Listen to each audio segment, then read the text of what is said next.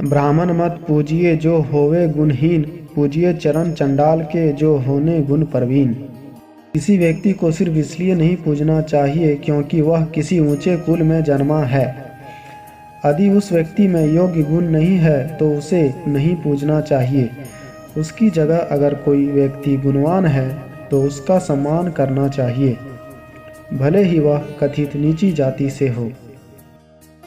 रे दास तेरी भक्ति दूरी है, भाग बड़े सो पावे, तजी अभिमान मेटी आपा पर, पिपलक हवे चुनी खावे। ईश्वर की भक्ति बड़े भाग्य से प्राप्त होती है। यदि आदमी में थोड़ा सा भी अभिमान नहीं है तो उसका जीवन सफल होना निश्चित है। ठीक वैसे ही जैसे एक विशाल शरीर वाला हाथी शक्कर के दोनों को नहीं बीन सकता, लेकिन एक तुच्छ सी दिखने वाली चींटी शक्कर के दानों को आसानी से बीन सकती है। जा देखे घिन उपजे नरक कुंड में बांस, प्रेम भक्ति से उधरे प्रगट जन रैदास। जिस रविदास को देखने से लोगों को घृणा आती थी, जिनके रहने का स्थान नरक कुंड के समान था, ऐसे रविदास का ईश्वर की भक्ति में लीन हो जाना ऐसा ही है जैसे मनुष्य के रूप में दोबारा से उत्पत्ति हुई हो। मन चंगा तो कठौती में गंगा। जिस व्यक्ति का मन पवित्र होता है उसके बुलाने पर माँ गंगा भी एक कठौती में आ जाती है। बंधन में बंध रहियो फल की ना तजियो आस, कर्म मानुष का धर्म है सत भाखे रविदास। आदमी को हमेशा कर्म करते रहना चाहिए, कभी भी कर्म के बदले मिलने वाले फल की आशा नहीं छोड़नी चाहिए। कर्म करना मनुष्य का धर्म है तो फल पाना हमारा सौभाग्य। मन ही पूजा मन ही धूप, मन ही सेवु सहज स्वरूप।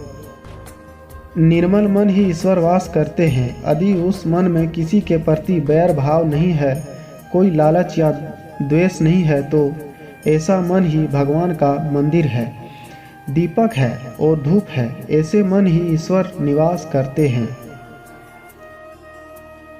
कृष्ण करीम राम हरि राघव जब लग एक न पेखा, वेद कतेब पुराण पुराणन सहज एक नहीं देखा। राम कृष्ण हरि ईश्वर करीम राघव सब एक ही परमेश्वर के अलग अलग नाम हैं। वेद पुराण पुराण आदि सभी ग्रंथों में एक ही ईश्वर की बात करते हैं और सभी ईश्वर की भक्ति के लिए सदाचार का पाठ पढ़ाते हैं। हरी सा हीरा छाड़ के करे आन की आस, ते नर जमपुर जाहिंगे सतभास से रविदास।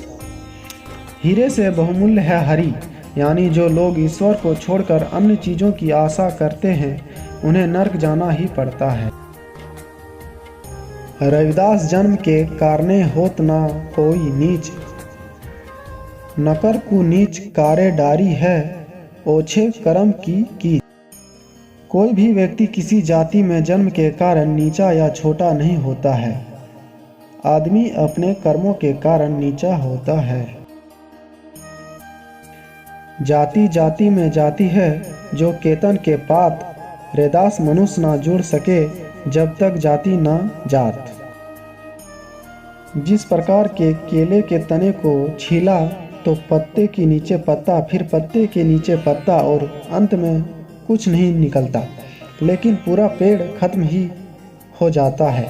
ठीक उसी तरह इंसानों को भी जातियों में बांट दिया गया है। जातियों के विभाजन से इंसान तो अलग अलग बंट ही जाते हैं, अंत में इंसान खत्म भी हो जाते हैं, लेकिन यह जाति खत्म नहीं होती।